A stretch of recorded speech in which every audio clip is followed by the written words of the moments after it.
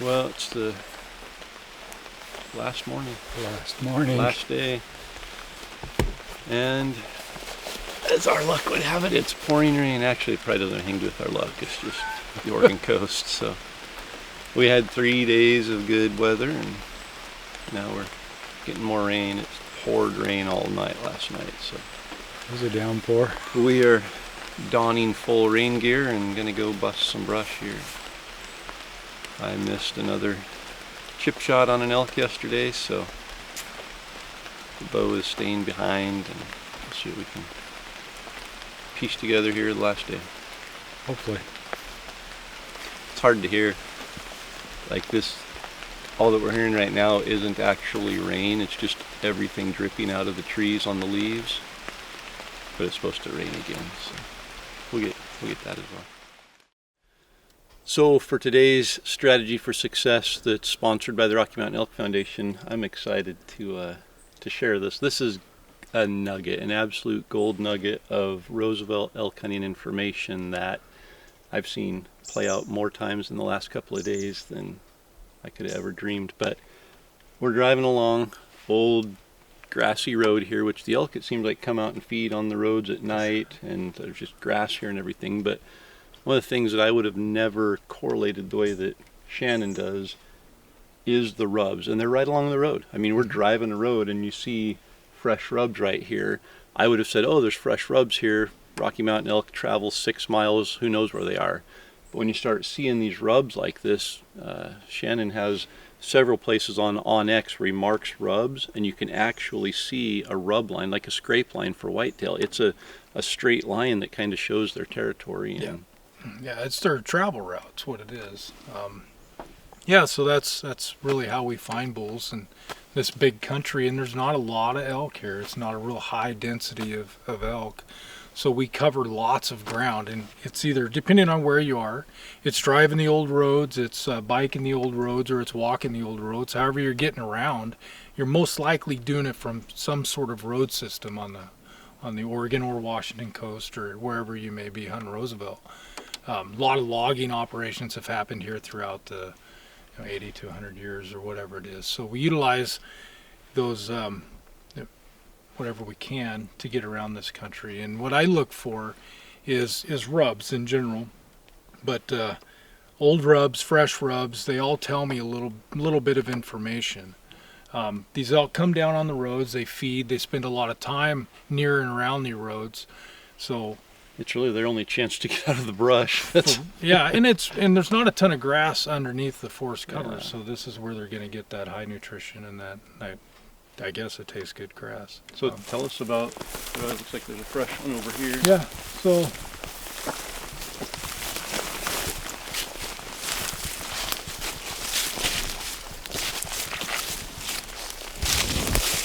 so here we have a perfect example of an old rub. It's a little darker orange. It's kind of crusty looking. It just looks like it's old. And then you have this bull came in this year, recently, has hit it, and you can see it's a brighter orange color where the rubs are.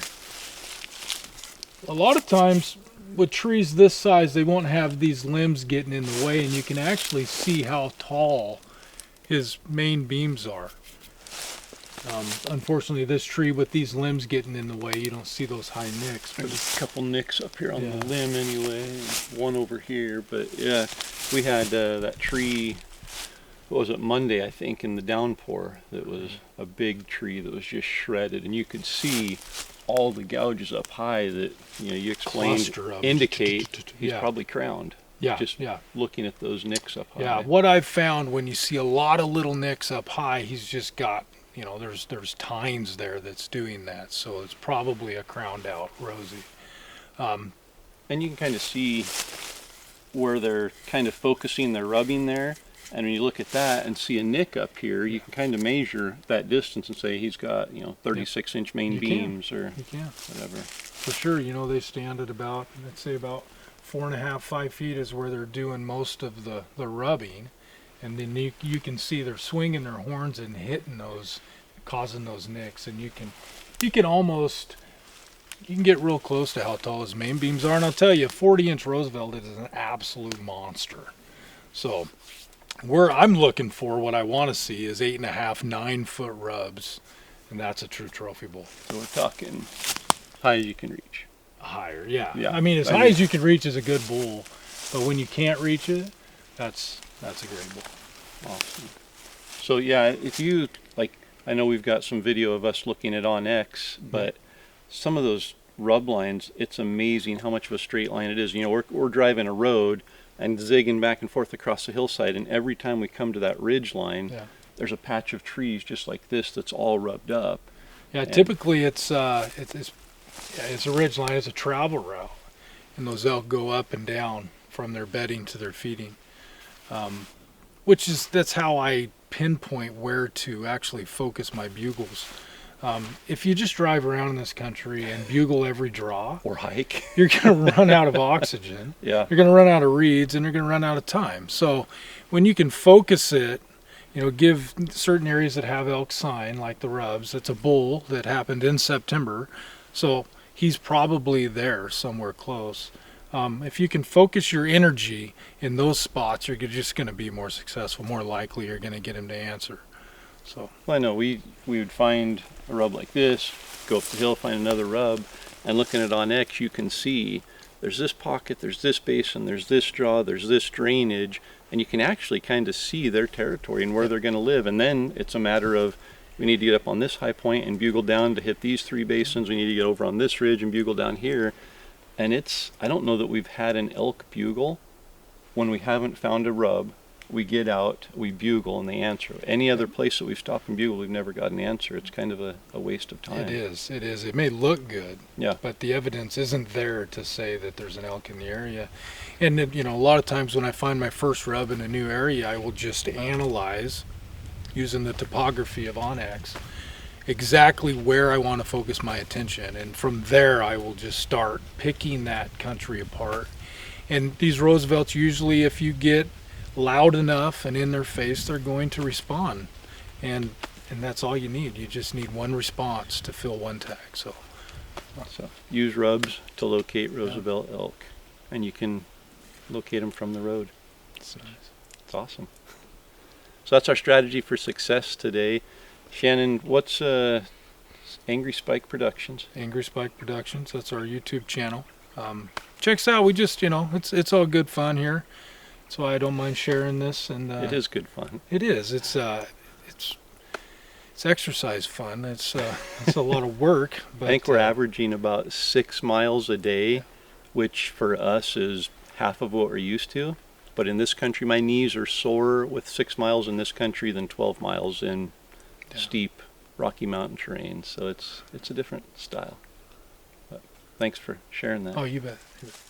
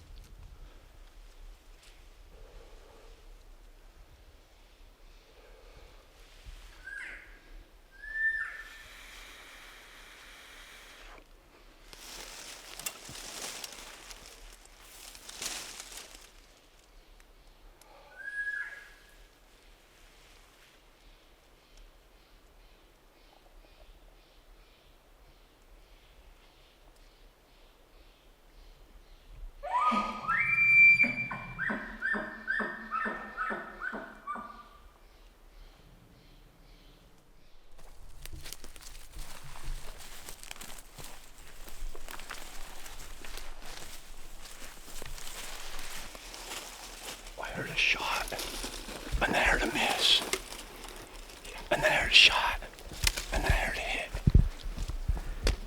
And I get excited. Was it a good shot? I'm high. It's Oregon. A lot of people in Oregon are high. Where'd you earlier? It's legal here.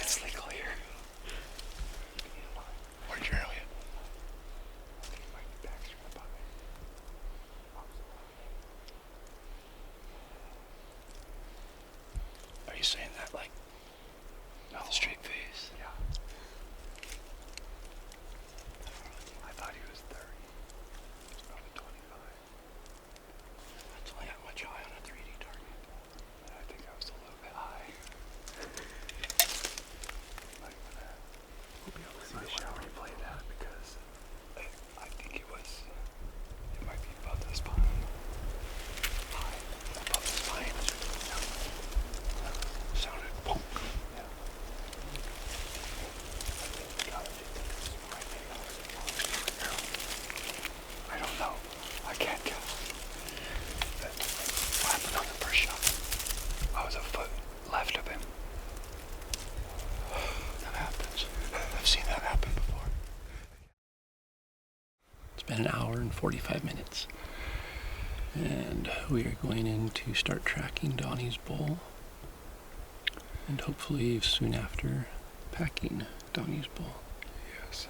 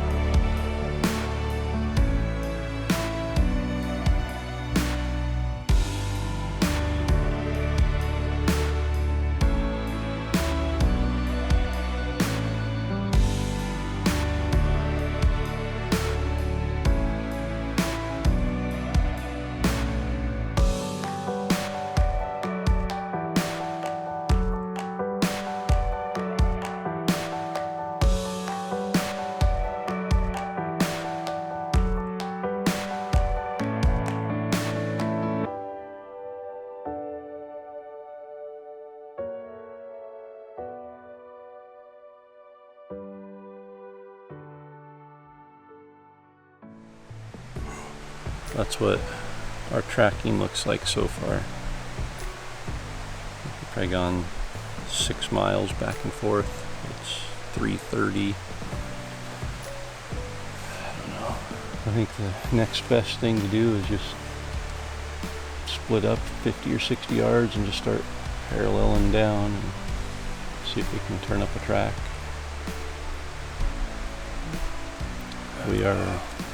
We tracked 6 hours last night, another 6 so far, so 12 hours, and we've only made it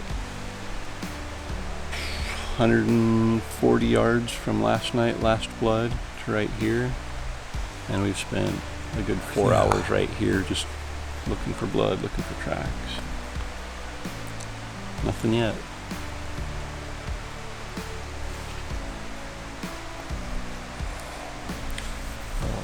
We've got 4 more hours of daylight, and we'll be going home a day late, getting home a day late.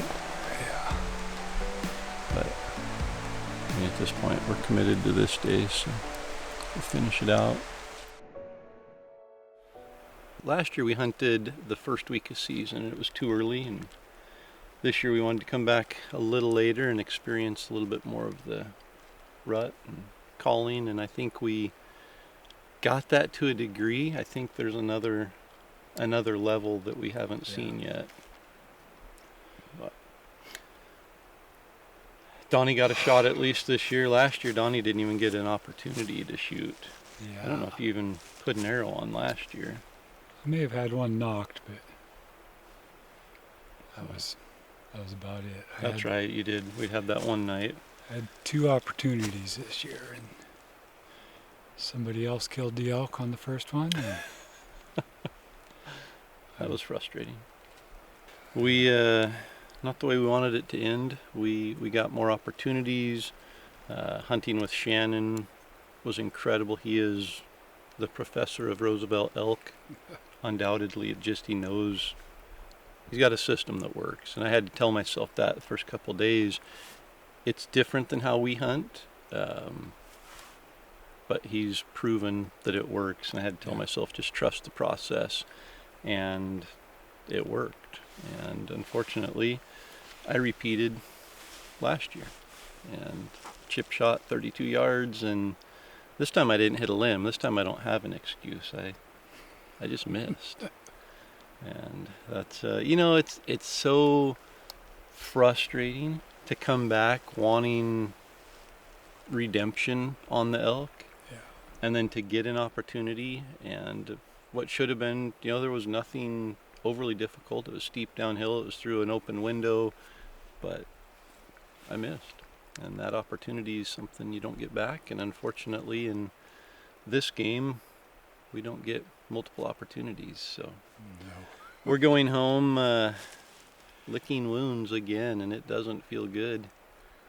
No, it doesn't. Especially coming out of the gate swinging like we did. Donnie shooting the bull in Idaho opening day, and now we've had a bit of a dry stretch. So hopefully enjoyed the Oregon series. It was different this year. It wasn't I think last year it was just so new. It was enchanting to be in some of that country. This year I think we kind of took it for granted. Yeah, we've seen that. We've seen this. We don't need pictures of more moss on the tree. Let's go kill an elk. And it was a different experience. But hopefully the action shows a little bit better what Roosevelt hunting can be like. Hopefully you still want to come hunt Oregon Roosevelts. Yeah, just be aware that if you're from out of state, you'll probably get a note left on your window, because the Oregon locals don't like the non-residents here.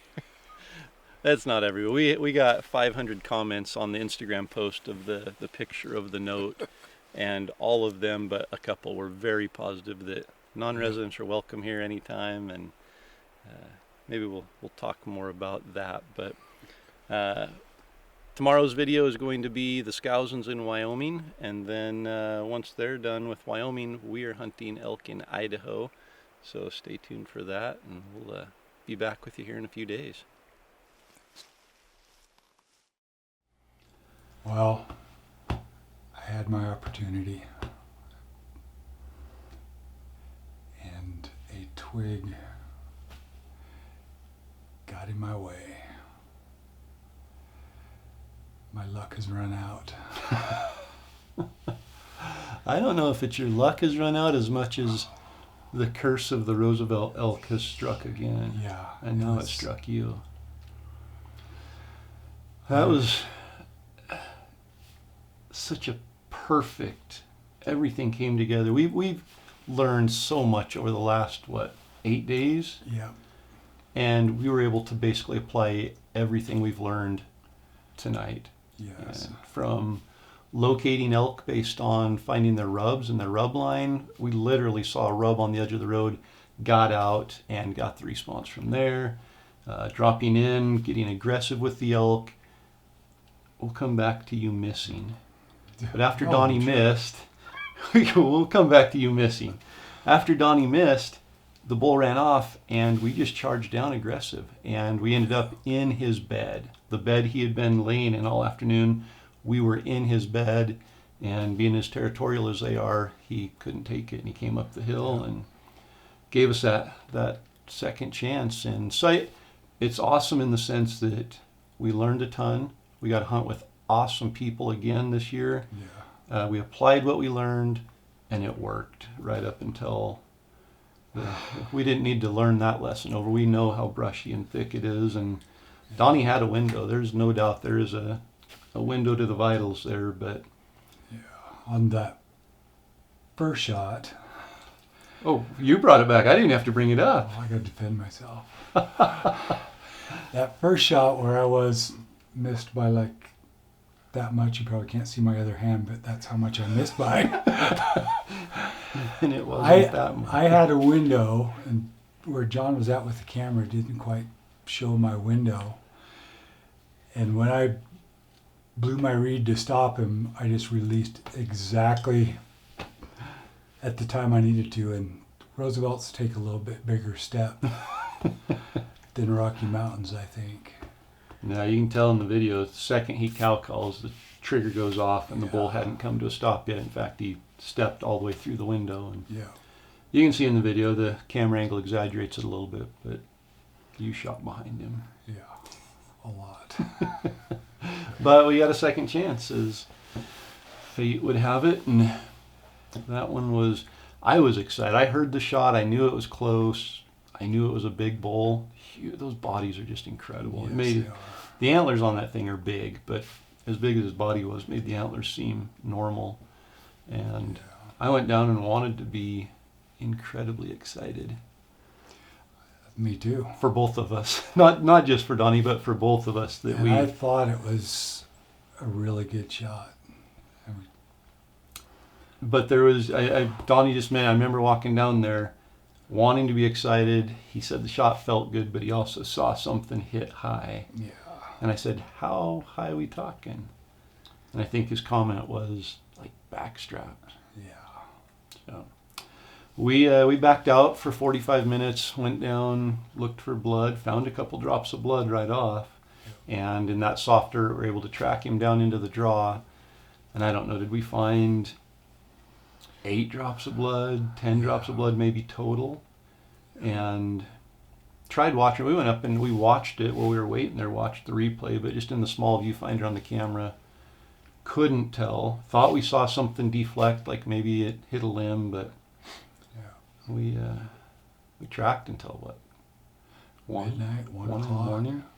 Just trying, gridding everything after we lost blood, and then went back to camp and put it on the laptop and could see what happened. Then you could see there was a branch that my arrow just was going downhill, hit that branch and went straight and Right in the backstrap. straight through the backstrap. And it wasn't even, if you hit high, like in the body cavity, it's still, you're okay for the most part. But the elk on their back, along their back, they've got, the spine actually sits down here, and there's about probably 5 or 6 inches above the spine of back. And they've got the spinous process that sticks up all along those vertebrae.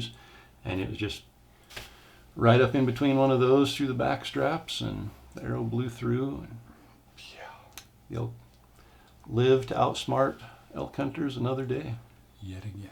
No, we did go back the next morning. We're planning on packing up camp and driving home that next morning, but just even after watching the film and knowing where the arrow was, we went back just to comb it one more time. And see what we couldn't see in the dark. Maybe Yeah. there was something. we did find tracks, followed tracks for another 40 yards, and then they disappeared in the brush. And I mean, when you see the video, you know where the arrow is. So. Yeah. But that's the end of the Oregon series of Destination Elk V2, and very similar to last year. Yes. It's ended in failure on our part again.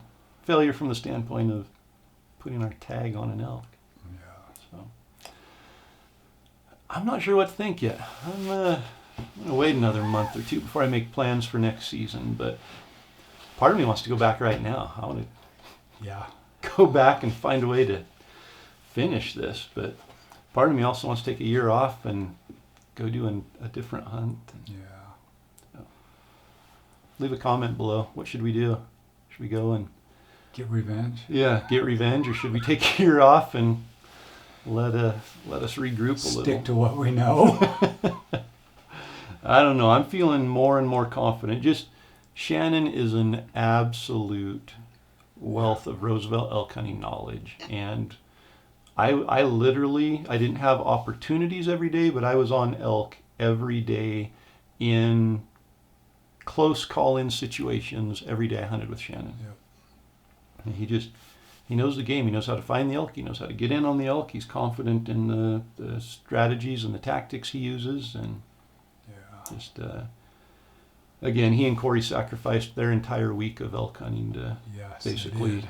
babysit us. And so, Shannon, Corey, thank you.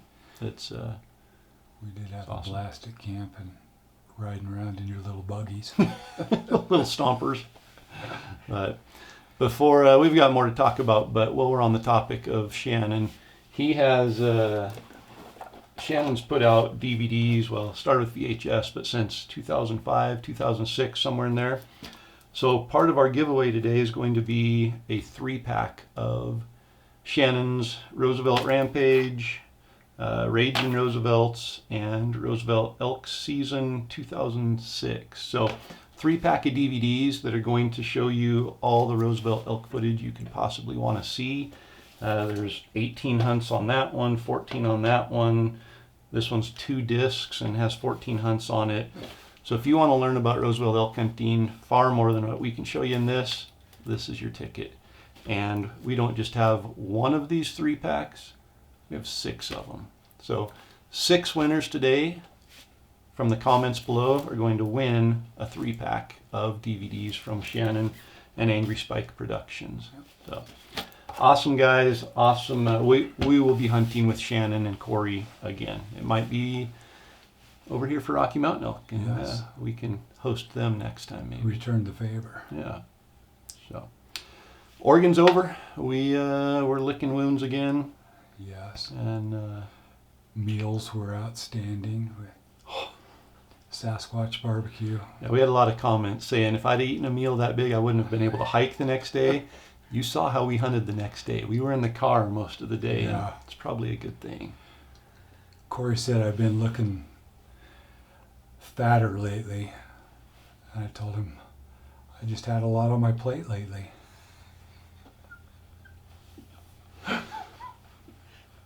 Oh boy. We didn't get a dad joke in that episode, did we? There you go. That's your dad joke for the day. But so schedule-wise here over the next few episodes, we're gonna let you follow along with our good friends Jeff and Mark Skousen. And Jeff and Mark have been a part of Elk 101 since the beginning. They're hardcore fitness guys. They're not very funny though. You're not going to get dad jokes out of them. They're all business. They are elk killing machines though. I'm kidding. They're funny guys, but they don't have Donnie's sense of humor. So we're going to take a break in the dad jokes for the next 5 or 6 episodes, and we'll make up for it. We promise you we'll make up for it. There's still some more videos to come. So the next episode you see tomorrow is going to be Jeff Skousen heading to Wyoming. He drew an incredible elk tag in Wyoming. And we have Drew Carroll from Sequin Productions coming out from Atlanta to film Jeff's hunt. Yes. Sequin has some really good city whitetail hunting. I wouldn't call it city. I think it's Suburb. suburban whitetail. Yeah. So they have a craft for killing monster bucks. And Yes. if you're interested in whitetail hunting and want to see some monster bucks and some pretty cool videography, go check out Sequin Productions. They're on Instagram as well as YouTube. And they do bass fishing, other cool stuff as well. But Drew wanted to come out and film an elk hunt. So we brought him out and sent him out with the Skousens, and we'll see how he does in the mountains of Wyoming. He's coming from low elevation, going to high elevation, and trying to keep up with 2 of the Yes. most fit elk athletes that I know. So, Yes. before we go, one more giveaway. In addition to the DVD, we've got another Destination Elk package. It's package 3. We've got the Elk Call package, Mountain Ops Ignite, and the YETI Rambler. So comment below and we will go through. We're going to have 7 winners today. So your chances are 7 times greater than the average day on Destination Elk V2. So comment below. While you're commenting, as your mouse scrolls from right up here on the screen down to the comment section, stop at the subscribe button and hit that. And anything else? No. Got the elk truck giveaway. Yeah. We were going to give away a YETI 210 today, but Nope. we didn't get to use our YETI 210. So Sorry. We might have another one coming up later though. yeah, maybe we'll just say the next time a tag gets filled, we'll give away a YETI 210. Yeah. How's that? The pressure's on the Skousens now. Putting pressure on Jeff. It's all on you, Jeff. Everybody who's watching this is going to be waiting for you. Get it Yes. done. Okay. Guys, gals, thanks so much. Thanks for the just incredibly awesome comments. We've only had to delete like 3 comments out of a lot. Yes. So keep them coming. I have literally read every single comment.